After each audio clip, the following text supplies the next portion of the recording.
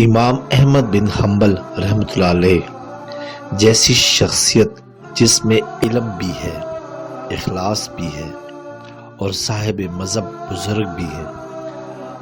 मौत के वक्त शैतान इन पर भी हमला करने से बाज नहीं आया।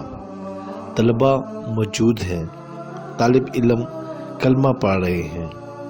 हजरत जी फरमाते हैं, ला सब हैरान कि ये क्या हुआ, हमारे इतने बड़े आलिम और फ़कीह और आखिर लम्हा में ला कह रहे हैं, कलमा जारी नहीं हो रहा।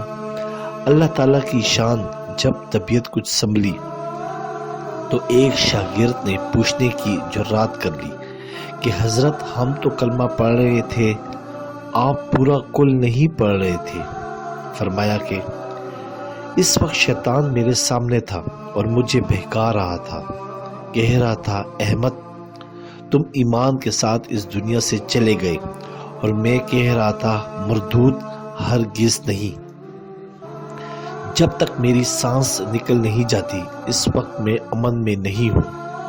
अब सोचिए कि वो फरमा रहे हैं जब तक सांस निकल नहीं जाती अमन में नहीं हूँ, फिर हम कैसे अमन में फिरते हैं?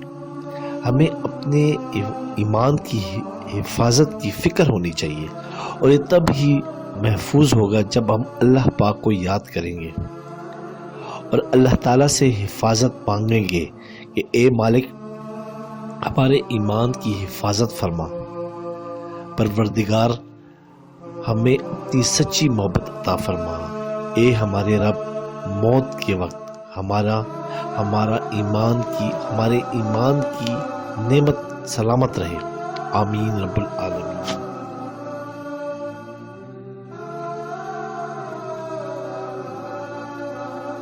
सब्सक्राइब करें, लाइक करें और बेल आइकन पे क्लिक करें ताकि आपको इस तरह ही प्यारी अच्छी इस्लामी वीडियो मिलती रहे।